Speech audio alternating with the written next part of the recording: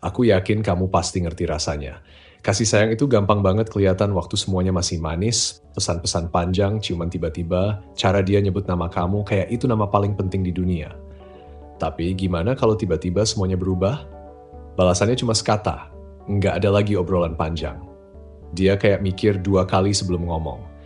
Tatapannya lebih sering ke lantai daripada ke mata kamu. Pernah nggak kamu mikir, aku ngomong apa ya? Aku ngelakuin apa ya? Kamu scroll ulang chat-chat kalian, berharap nemu di mana titik semuanya mulai berubah di antara gimana harimu sampai selamat malam. Dan rasanya dingin.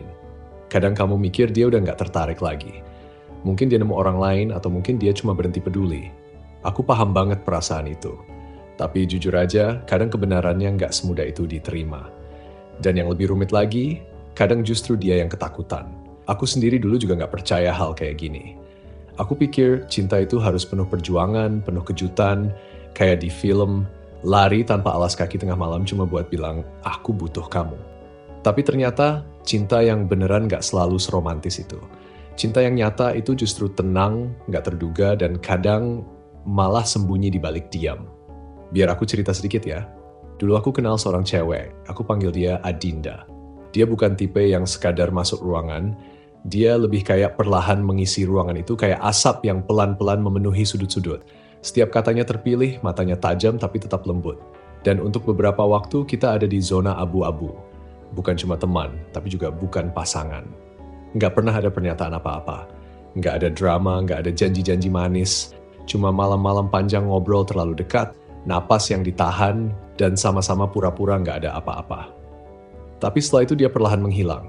Bukan beneran pergi, ya. Dia masih ada, masih di situ, cuma beda. Tawanya nggak seceria dulu, dia mulai sering batalin rencana dan suaranya yang dulu ringan jadi lebih hati-hati. Aku sempat mikir, apa aku salah ngomong? Aku salah apa ya? Ternyata apa yang nggak aku sadar waktu itu, keheningannya itu bukan tanda dia nggak mau sama aku. Itu sebenarnya teriakan cuma dalam diam, bukan penolakan tapi ketakutan. Dan jujur, kebanyakan dari kita, terutama cowok, nggak pernah benar-benar ngeh sama luka kayak gitu. Soalnya dari dulu kita diajarin buat lihat kasih sayang cewek itu sebagai sesuatu yang stabil. Kalau dia sayang, dia pasti hadir, selalu ada, selalu ngecek kabar. Tapi buat sebagian cewek, apalagi yang pernah disakitin dalam, cinta itu nggak selalu soal punya atau dikuasai. Kadang justru cinta itu terlihat kayak penarikan diri. Dia takut kamu lihat semua sisi dirinya, yang berantakan, yang penuh luka, yang penuh kebutuhan. Makanya dia sembunyi, dia ngejauh. Bukan buat dorong kamu pergi, tapi buat jaga dirinya sendiri. Dan kadang juga buat jaga kamu. Kini aku mau kamu coba lihat dari sudut pandangnya. Di kepalanya, dia udah kebayang semua kemungkinan terburuk. Kedekatan yang nantinya bisa berubah jadi ketergantungan. Rasa takut kalau kamu sampai tahu seberapa besar dia peduli, kamu bakal punya kuasa atas dirinya. Dan buat sebagian perempuan, apalagi yang kuat, hal itu benar-benar menakutkan. Menyerahkan kendali itu rasanya kayak buka pintu ke luka lama. Ini agak paradoks sih. Semakin dia merasa, justru semakin dia menahan diri buat enggak nunjukin. Dan disinilah pelajaran jadi stoik mulai berlaku. Bukan soal melepaskan dia, tapi melepaskan kebutuhanmu buat selalu butuh validasi dari dia. Orang yang stoik nggak nuntut tanda-tanda. Dia nggak merengek minta kepastian. Dia cukup diam, mengamati, dan belajar baca keheningan. Dia ngerti kalau emosi manusia sama kayak alam, punya ritme sendiri. Cewek yang jatuh cinta nggak selalu gerak maju ke arahmu. Kadang dia malah muter-muter, kadang dia masuk ke dunianya sendiri. Nah, pertanyaannya, bisa nggak kamu tetap tenang saat dia kayak gitu? Ini ujian buat kamu, karena cowok yang kuat, cowok yang benar-benar punya pijakan, tahu cara tetap berdiri tegak. Dia sadar kekacauan dalam diri cewek itu bukan badai yang harus dia taklukkan. Dia nggak kejar keheningan itu dengan kebisingan. Dia biarin keheningan itu ada, biar bergema. Karena dia paham, kasih sayang itu nggak selalu kelihatan jelas. Kadang malah sembunyi dalam hal-hal kecil, kayak saat jari-jarinya berhenti lama di atas namamu di layar ponsel, nimbang-nimbang apa dia cukup berani buat pencet tombol panggil. Atau waktu dia ngetik pesan, hapus, ngetik lagi, dan akhirnya nggak kirim apa-apa. Kadang rasa sayang justru kelihatan di jeda, bukan di kata-kata. Pernah nggak sih kamu sadar ada jeda kecil sebelum dia ngomong? Kayak ada kilatan di matanya, persis kayak mercusuar yang lagi mikir, aku nyalain lampu atau enggak ya? Nah, Itu bukan berarti dia nggak peduli. Itu tanda dia hati-hati. Tapi sayangnya, banyak cowok salah paham soal ini. Mereka kira dia nggak tertarik.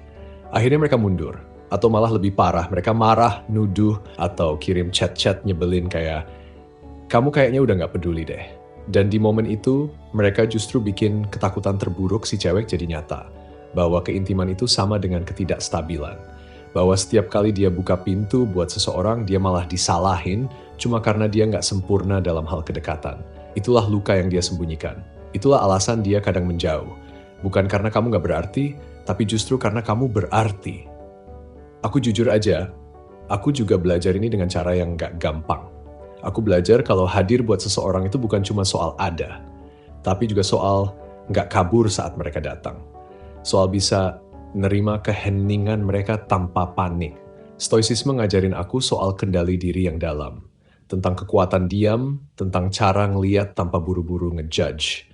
Bukan hanya kenapa dia ngilang, tapi coba mikir. Kira-kira luka apa sih yang dia lagi coba lindungin lewat diamnya ini? Aku mau bilang sesuatu ke kamu. Dan mungkin ini terdengar sederhana, tapi sebenarnya cukup dalam.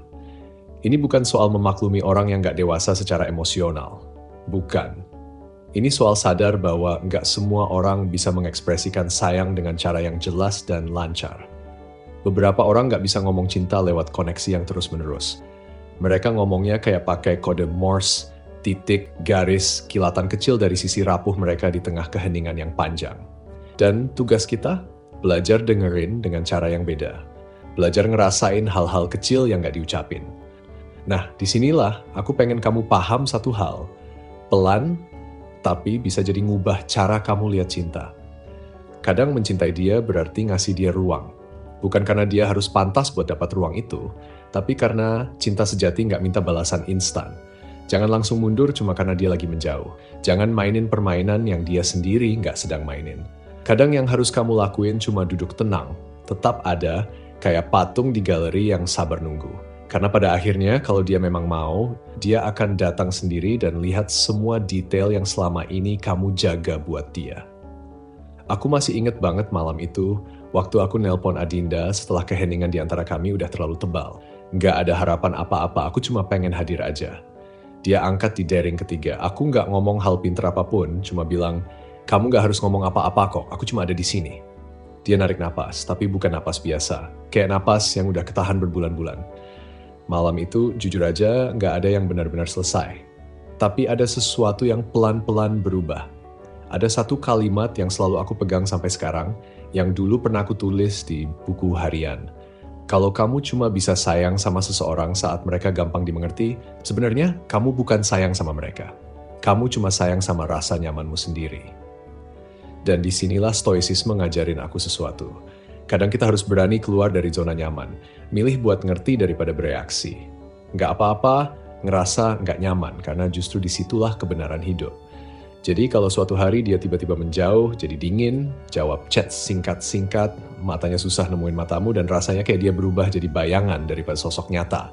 Jangan panik, jangan kejar, jangan maksa, jangan kasih ultimatum, cukup amati. Rasain perasaan yang nyangkut di dada itu. Akui aja. Lalu pelan-pelan lepasin. Aku pengen kamu coba lihat ini dari sisi yang beda. Kadang jarak yang dia kasih itu bukan berarti dia nolak kamu. Bisa jadi justru itu bentuk penghormatan. Soalnya kamu gak bakal lari dari sesuatu yang gak penting buat kamu kan. Kamu justru lari dari sesuatu yang kamu takut banget kehilangan. Dan cinta, apalagi cinta yang benar-benar dalam, itu emang menakutkan. Karena cinta ngebuka semua sisi diri kita, keinginan kita, sisi rapuh kita, rasa ingin banget dilihat dan gak ditinggalkan. Buat cewek yang seumur hidupnya sibuk jaga diri sendiri, keterbukaan, kayak gitu rasanya bahaya banget. Makanya dia nutupin itu semua dengan jarak, keheningan, bahkan dingin. Tapi percayalah, bukan berarti dia nggak ngelihat kamu. Dia justru lagi perhatiin kamu banget. Dia nunggu buat lihat. Kamu bisa tetap tenang nggak saat dia lagi berantakan? Bisa jadi ketenangan di tengah badai dia. Bisa tetap ada tanpa maksa. Bisa sayang tanpa harus narik dia buat masuk ke zona nyamanmu. Nah, itulah ujian sebenarnya buat kamu, buat kita semua sih. Bukan soal seberapa jago kamu bikin dia klepek-klepek atau terkesan, tapi soal seberapa kuat kamu buat tetap ada, tetap hadir tanpa drama, tanpa tekanan. Tenang tapi nggak cuek. dekat tapi nggak nempel berlebihan. Mungkin dia bakal balik, mungkin juga enggak. Tapi apapun yang terjadi, kamu harus tetap utuh. Karena rasa damai yang kamu punya nggak boleh bergantung sama dia. Kamu nggak berhak nuntut dia buat sayang sama kamu. Yang kamu punya cuma kesempatan buat lihat dan rasain kasih sayangnya kalau dia mau kasih itu ke kamu. Dan kalau akhirnya dia nggak bisa, ya kamu lepasin. Bukan dengan marah, bukan dengan getir, tapi dengan lapang dada, dengan elegan. Kadang bentuk cinta yang paling tulus justru adalah nggak ikut campur.